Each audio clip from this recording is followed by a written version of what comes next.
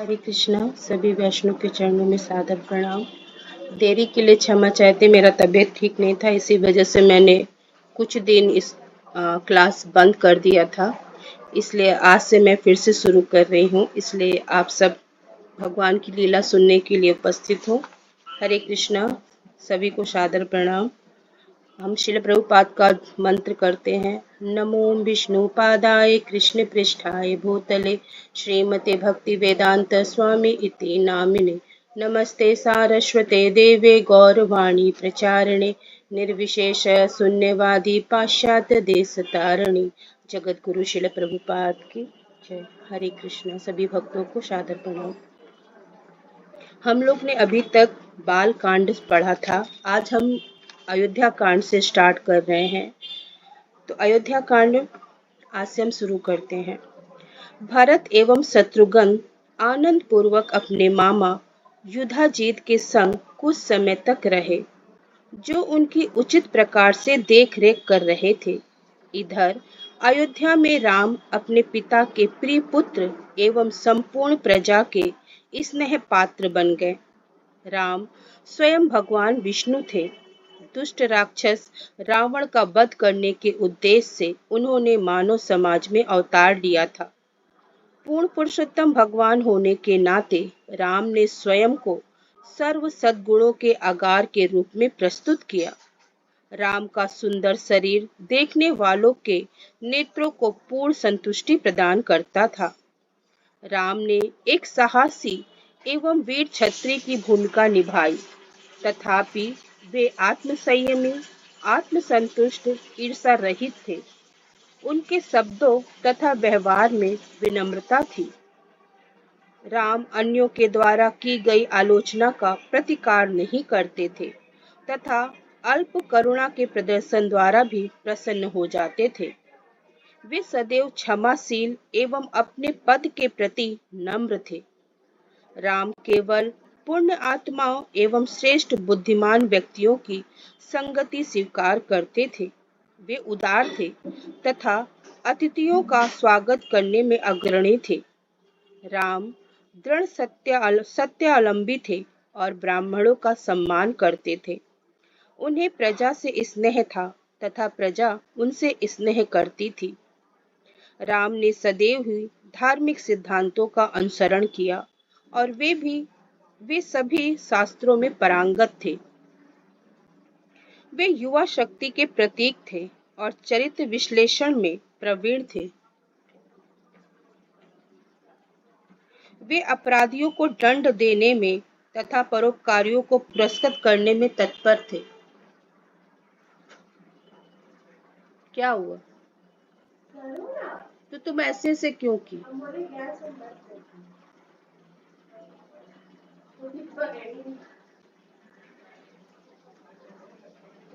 एक घुड़सवार एवं धनुर्धर के रूप में राम सबसे अग्रणी थे। वे महानतम रथ योद्धा भी थे। वस्तुतः राम तीनों लोकों के भगवान एवं काल नियंत्रक थे। वे महानतम देवताओं एवं दैत्यों द्वारा भी अजय थे। महाराज दशरथ ने 60,000 वर्षों तक अपने राज्य पर शासन किया। वृद्धावस्था आने पर तथा शांति के कारण उन्होंने राजकाज से निवृत्त होने की इच्छा प्रकट की, ताकि वे अपनी देह त्यागने के पश्चात उन्नत पद को प्राप्त करने की तैयारी कर सके। वे अनेक अपशकुन देखने लगे, अतः जितना शीघ्र हो सके वे राम का राज्य अभिषेक करना चाहते थे। इस उद्देश्य से महाराज दशरथ ने अपने मंत्रियों, सम्मानित नागरिकों तथा उपराजाओं की एक सभा आयोजित की, किंतु समयाभाव के कारण उन्होंने महाराज जनक जैसे एवं कैकेयी को औपचारिक निमंत्रण नहीं दिया, क्योंकि उन्हें उनके समर्थन का पूर्ण विश्वास था। तत्पश्चात जब सभी एकत्र हुए, तब महाराज दशरथ ने घोषणा की कि मैं अब वृद्ध हो गया हूँ तथा यह राज सिंहासन मैं अपने ज्येष्ठ पुत्र राम को सौंपना चाहता हूँ, जो 27 वर्ष के हो चुके हैं। यह चैत्र का पवित्र मास है। और कल से पुष्या का मंगल नक्षत्र आने वाला है। अतएव उत्तराधिकारी के रूप में राम के राज्याभिषेक के लिए आप सभी को स्वीकृति के पश्चात का कल से उत्सव की तैयारी आरंभ की जा सकती है। वहां एकत्रित सभी मंत्री, राजा तथा नागरिक महाराज दशरथ के प्रस्ताव की सराहना करने लगे। उन्होंने राम को अतुलनीय गुणों वाले एवं स्वयं भगवान विष्णु के समान बताते हुए उनका गुणगान किया। तब महाराज दशरथ प्रसन्न एवं चिंता मुक्त हुए। सभी के चले जाने के पश्चात उन्होंने वशिष्ठ मुनि को राज्य अभिषेक उत्सव के लिए आवश्यक प्रबंध आरंभ करने के लिए निवेदन किया। तब वशिष्ठ ने मुख्यमंत्री सुमंत को नगर की भव्य सजावट की व्यवस्था तथा अन्य प्रबंध करने की आज्ञा दी, ताकि अगले दिन शीघ्र ही उत्सव आरंभ हो सके। तत्पश्चात महाराज दशरथ ने राम को राजसभा में बुलवाया। राम शीघ्र ही राजसभा में अपने पिता के समक्ष पधारे। अपने पिता के पास पहुंचकर राम ने हाथ जोड़कर आदर प्रकट किया तथा उन्हें दंडवत प्रणाम किया। तब महाराज दशरथ ने अपने पुत्र को उठाकर प्रेम पूर्वक उनका आलिंगन करते हुए कहा, मेरे प्रिय राम, मैं वृद्ध हो गया हूँ तथा थक चुका हूँ और समझता हूँ कि मेरे निवृत्त होने का समय आ गया है। मैंने राजोचित वैभव के सभी सुखों का भरपूर उपयोग किया है, अनगिनत यज्ञ संपन्न किए हैं एवं ब्राह्मणों को प्रचुर मात्रा में धन दान किया है। राम, तुम मेरे ज्येष्ठ एवं प्रिय पुत्र हो। साथ ही साथ तुम सारे मंत्रियों और सारी प्रजा के प्रिय हो। अतः कल राज्य के उत्तराधिकारी के रूप में तुम्हारा राज्याभिषेक किया जाएगा। यह सुनकर राम के कुछ मित्र कौशल्या को यह शुभ समाचार सर्वप्रथम सुनाने की आशा में दौड़े। यह समाचार सुनकर वे अत्यंत प्रसन्न हो उठी एवं उन्होंने संदेश वाहकों को दान में जवाहरात, स्वर्ण एवं गौवें वितरित की। तत्पश्चात जब राम अपने महल में लौटे, तब मार्ग में उत्साहित प्रजा का जन समूह उनका अभिवादन करने उमड़ पड़ा। इसी बीच महाराज दशरथ अल्प विश्राम करने अपने भीतरी कक्ष में गए। जैसे ही वे निद्रा मग्न हुए, उन्हें बार बार अशुभ स्वप्न दिखाई देने लगे। वे चौंक कर जाग गए और उन्होंने तुरंत सुमंत से कहकर राम को बुलवाया। राजा को आशंका होने लगी कि उनके पुत्र के सुनियोजित राज्याभिषेक में कोई विघ्न आने वाला है। यह सुनकर कि उनके पिता ने उन्हें पुनः बुलवाया है, राम को शंका हुई। वे शीघ्रता पूर्वक अपने पिता की महल की ओर बढ़े एवं उनके कक्ष में जाकर उन्हें बुलावा जाने का कारण पूछा।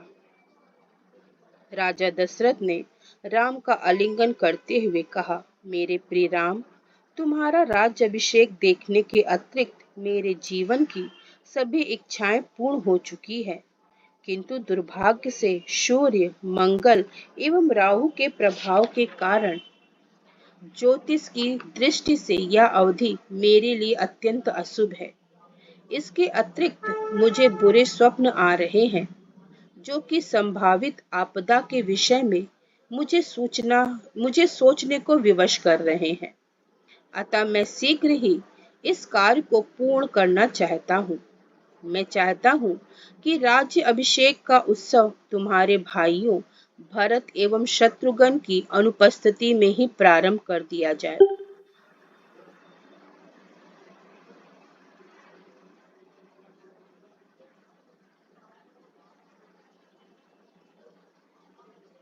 तुम्हें और सीता को शुद्धिकरण के लिए आज रात्रि उपवास रखना चाहिए। फिर कल प्रातः स्वयं को राज्याभिषेक के लिए तैयार रखना।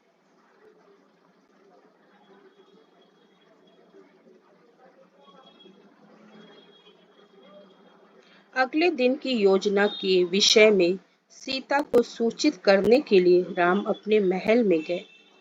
जब उन्होंने उन्हें वहां नहीं पाया, तब वे कौशल्या के कक्ष में गए।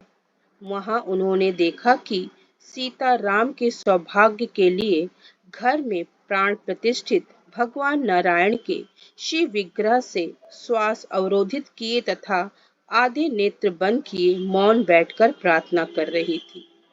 कौशल्या, जो लक्ष्मण एवं सुमित्रा के साथ थी, राम को देखकर उनका अभिवादन करने उठी। राम ने उनसे कहा, हे माता, पिताश्री अपने सिंहासन के उत्तराधिकारी के रूप में मेरा राज्याभिषेक करना चाहते हैं। अश्रुपूर्ण नेत्रों से कौशल्या ने उत्तर दिया, मेरी तपस्या व्यर्थ नहीं हुई। तुम एवं सीता दीर्घ काल तक सुखपूर्वक जीवन व्यतीत करो।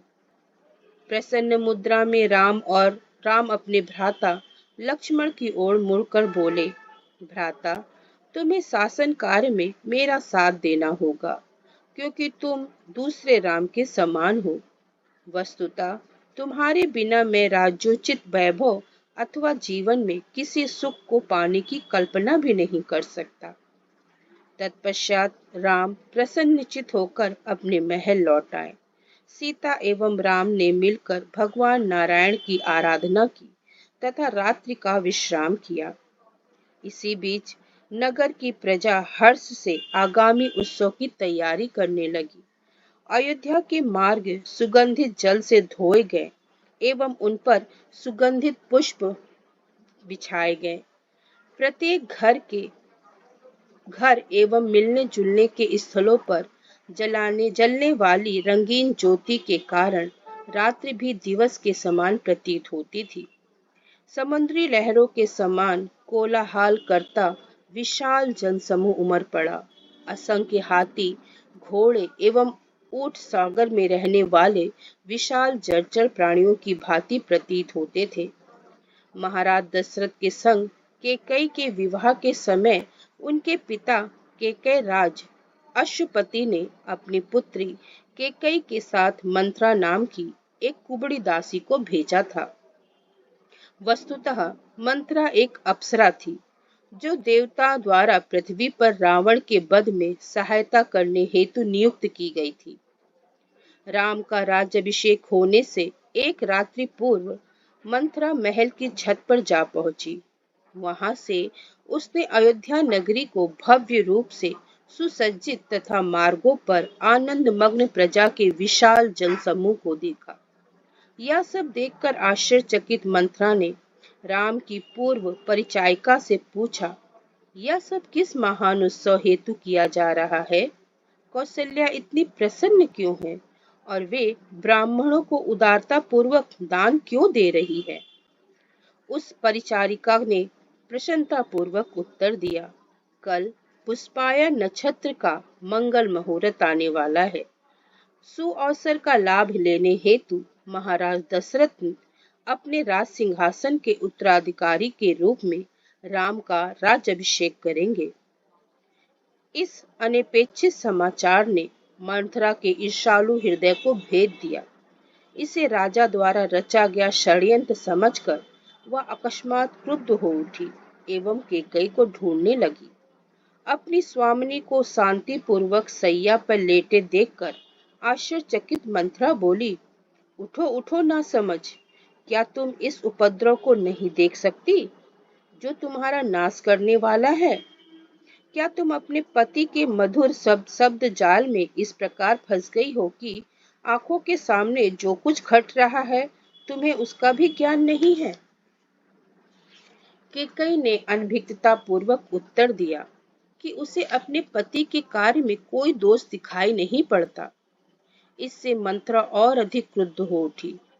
चित्ताकर्षक वाक्य कला में निपुण मंथरा ने कैकेयी से कुछ इस प्रकार बोला कि अंततः कैकेयी को अपने पति पर संदेह होने लगा।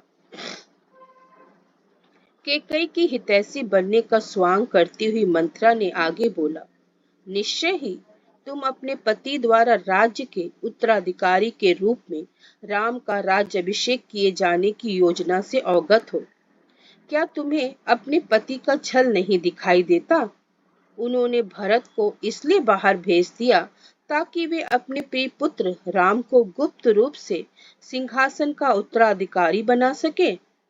एक बार राम के राजा बन जाने पर तुम्हारे पुत्र को कष्ट सहना होगा और तुम भी पीड़ा के भार से दब जाओगी। चूंकि मैं आपके ऊपर ऊपर आश्रित हूँ क्योंकि मैं आपके ऊपर आश्रित हूँ, अतः आपका सौभाग्य ही मेरा सौभाग्य है। इससे पहले कि देर हो जाए, मुझे कुछ सहायता करने दे।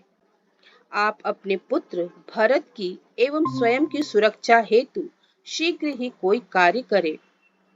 अपनी दासी के द्वारा इस प्रकार साहस पूर्वक बोलने पर कैकई को आश्चर्य हुआ। उन्होंने उत्तर दिया, राम को सिंहासन सौंपे जाने की बात सुनकर मैं प्रसन्न हूँ। इस शुभ समाचार को सुनने के लिए मेरी ओर से यह रत्न स्वीकार करो और तुम अपनी स्वेच्छा से कुछ भी मांग सकती हो। कैकई ने एक बहुमूल्य रत्न मंत्रा के हाथ में रख दिया, किंतु दासी ने उसे अस्वीकार कर दिया। मंत्रा क्रोध से बोली, यह देखकर मैं आश्चर्यचकित हूँ कि आप विनाश की पूर्व संध्या का आनंद मना रही हैं। राम के चयन के लिए भरत को हटाया जाना आपके लिए अपमानजनक है। आप सोच सकती हैं कि तुम दशरथ को प्रिय हो, परंतु वास्तविकता तो यह है कि राजा कौशल्या से ही अधिक प्रेम करते हैं। क्या आपको अपमान का आभास नहीं हो रहा है? आपको क्या लगता है कि आप सुखी हैं? किंतु सुख और वैभव तो कौशल्या के हाथों में होगा। एक बार राम के राजा बन जाने पर आपको कौशल्या के दासी के रूप समान और भरत को राम के दास के समान रहना होगा। इस प्रकार मंत्रा ने घृणा भरे शब्दों द्वारा सने सने कैकई का हृदय भी विषरक्त हो उठा। वास्तव में जब कौशल्या के प्रति उनकी ईर्ष्या पूर्ण रूप से भड़की, तब उनका मुख क्रोध से लाल हो उठा। तब कैकई ने दुखी होकर कहा, मंथरा, संभवतः तुम ठीक कहती हो। येन केन प्रकारेण राम को वनवास दिला देना चाहिए ताकि सिंहासन मेरे पुत्र को प्राप्त हो। कृपा बताओ कि मैं ऐसा किस प्रकार कर सकती हूँ। मंत्रा ने स्मरण करवाया कि राजा दशरथ ने किस प्रकार इंद्र की ओर से दैत्यों के विरुद्ध युद्ध किया था। उस युद्ध में राक्षसों का नेतृत्व संबर नामक दैत्य कर रहा था। चूंकि संबर के पास अनेक मायावी शक्ति थी, अतः देवतागण उसके संग युद्ध करने से भयभीत थे। एक बार जब दैत्यों ने देवताओं को छिन्न भिन्न कर दिया, तब राजा दशरथ ने उनकी राजधानी वैजंत पर धावा बोल दिया। यद्यपि उन्होंने वीरतापूर्वक युद्ध किया, तथापि वे युद्ध भूमि में गंभीर रूप से घायल होकर अचेत हो गए। तब कैकई ने ही उन्हें युद्ध भूमि से लाकर उनके जीवन की रक्षा की थी। कृतज्ञता पूर्वक राजा ने कैकई से 2 वरदान मांगने को कहा, किंतु कैकई ने उत्तर दिया कि आवश्यकता पड़ने पर वह वरदान मांग लेंगी। तब मंत्रा ने कहा, अब समय आ गया है कि तुम उनके वचनानुसार वरदान मांगो।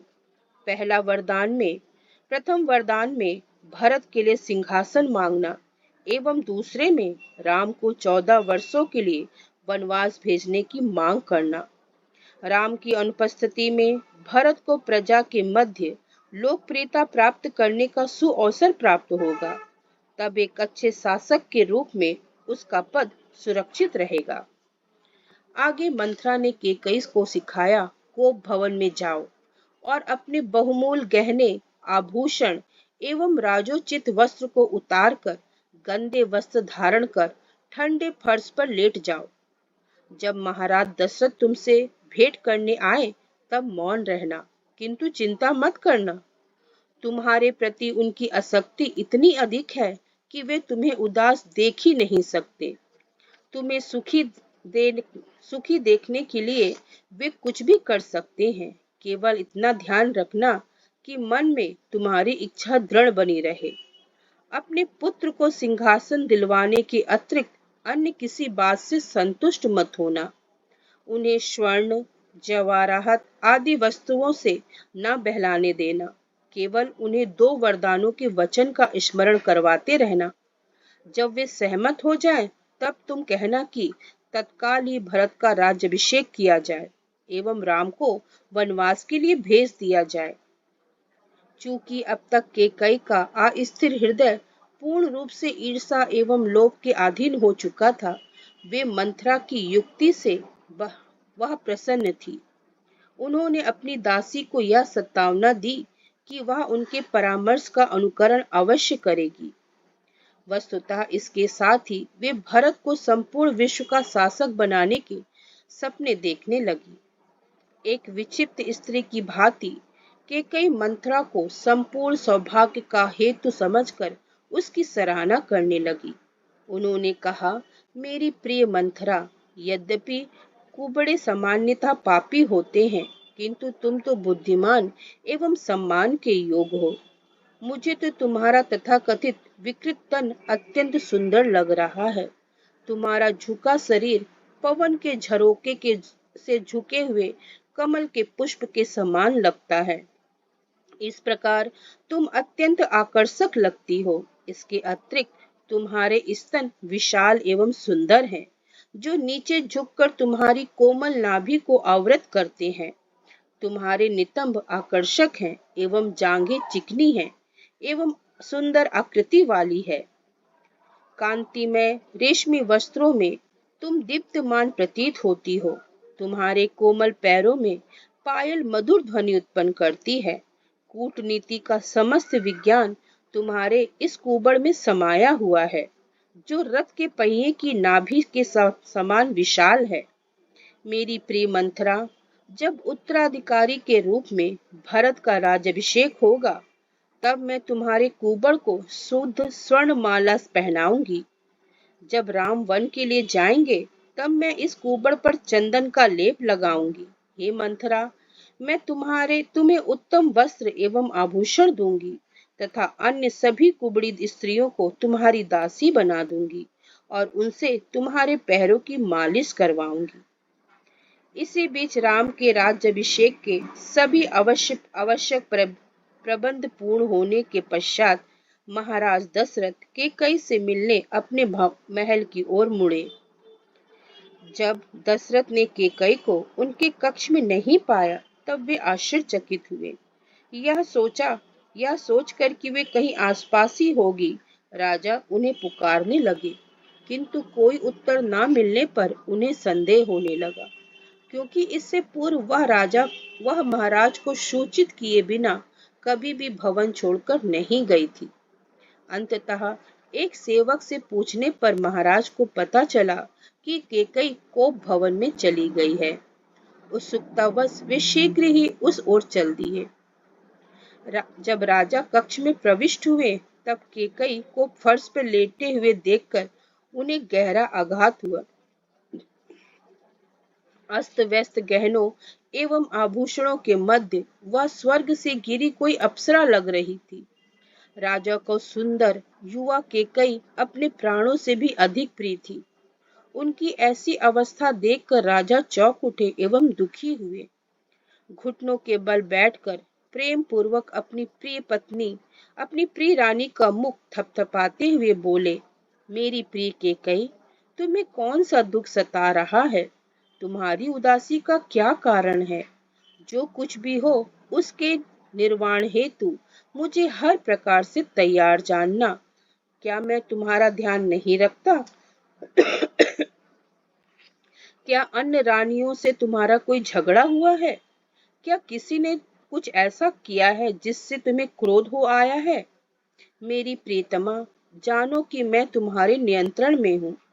तुम्हें प्रसन्न करने के किसी भी प्रयास को मैं अनदेखा नहीं कर सकता। कृपया यह स्पष्ट करो कि तुम्हें किस बात का दुख है।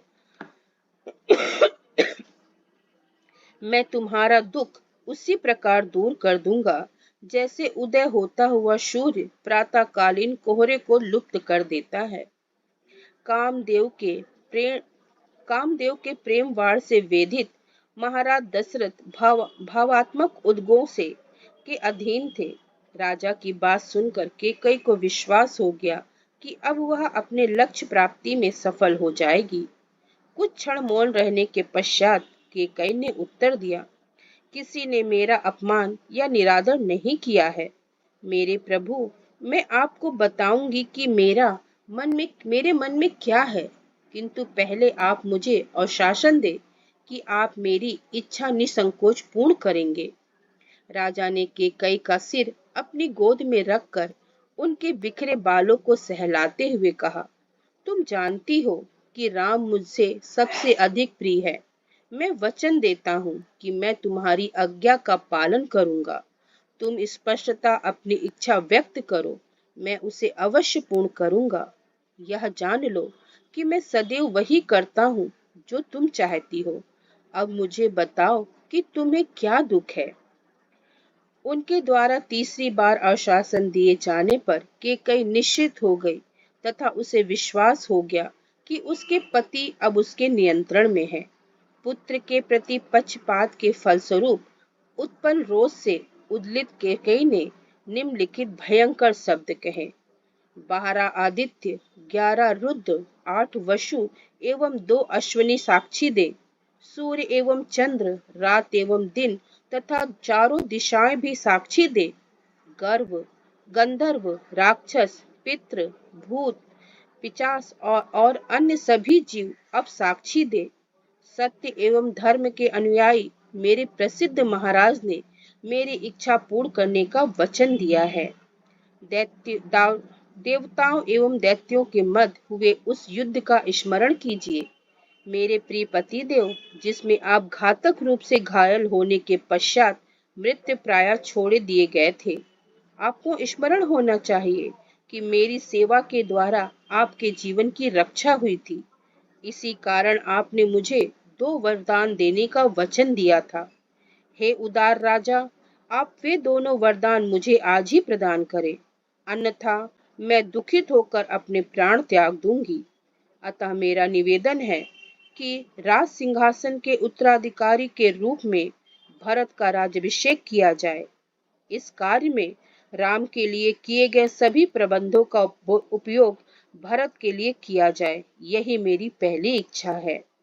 मेरी दूसरी इच्छा है कि आज ही राम को दंडकारण्य वन में 14 वर्षों के लिए निष्कासित कर दिया जाए, जहां वे वृक्ष एवं मृग की छाल धारण करके निवास करें। केकई का अंतिम प्रस्ताव सुनकर राजा घबराहट से स्तब्ध हो गए। दुख से आहत होकर उन्होंने सोचा, मुझे क्या हो रहा है? क्या मैं सपने में पूर्व जन्म का कोई दृश्य देख रहा हूँ? संभवतः मैं पूर्ण रूपेण से विक्षिप्त हो गया हूँ। ऐसा सोचते हुए राजा दुख से व्याकुल हो उठे, अचेत होकर भूमि पर गिर गए। चेतना आने पर जब उन्हें स्थिति असहनीय लगी, तब कुछ क्षण पश्चात वे पुनः मूर्छित हो गए। धीर काल के पश्चात जब राजा दशरथ को चेतना आई, तब उन्होंने अपने हृदय के अंदर भड़कती ज्वाला का अनुभव किया। अत्यंत क्रुद्ध होकर महाराज दशरथ ने कैकेयी से कहा, पापी स्त्री, तुम इतनी कुटिल हो कि मेरे पूरे वंश का नाश करने का हठ कर बैठी हो। मैंने ऐसा क्या किया है कि आज तक राम ने तुम्हें क्या हानि पहुंचाई है? राम तुम्हें अपनी सगी माँ के समान स्नेह करता है। तुम उसे हानि पहुंचाने के लिए इतनी आतुर क्यों हो? राम सभी को अपने प्राणों से भी अधिक प्रिय है और मैं भी उसके बिना जीवित नहीं रह सकता।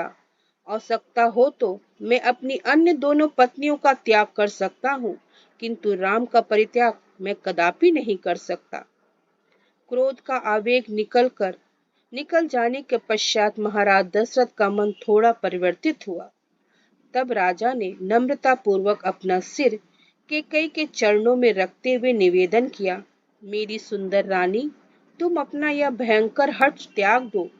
राम सभी गुणों से संपन्न है। वे कृपालु है, क्षमाशील है, सत्यानुयायी है, नेक है, कर्तव्य परायण एवं सभी का कल्याण चाहने वाला है। राम ने सदैव तुम्हें भरत के समान ही प्रेम किया है। तुम हठ करती हो तो मैं भरत को राज सिंहासन का उत्तराधिकारी नियुक्त करूंगा, किंतु राम को वन भेजने की बात मैं नहीं सोच सकता। राम को कष्ट पहुंचाने का विचार तुम्हें कैसे आया? वस्तुतः वह पूर्णतया निर्दोष है और उसने कभी भी तुम्हारे प्रति एक कठोर शब्द नहीं कहा है।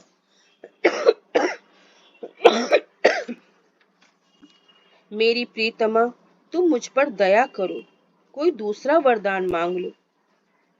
मैं तुम्हें सारी पृथ्वी देने के लिए तैयार हूँ, किंतु यह मांग मत करो।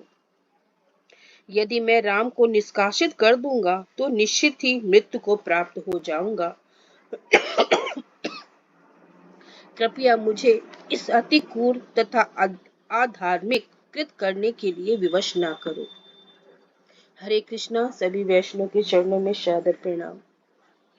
नमो विष्णुपादाय कृष्ण पृष्ठाय भूतले श्रीमते भक्ति वेदांत स्वामी इति नामने। नमस्ते सारस्वते देवे गौरवाणी प्रचारणे निर्विशेष शून्यवादी पाश्चात्य देश तारिणी। जगत गुरु श्रील प्रभुपाद की जय।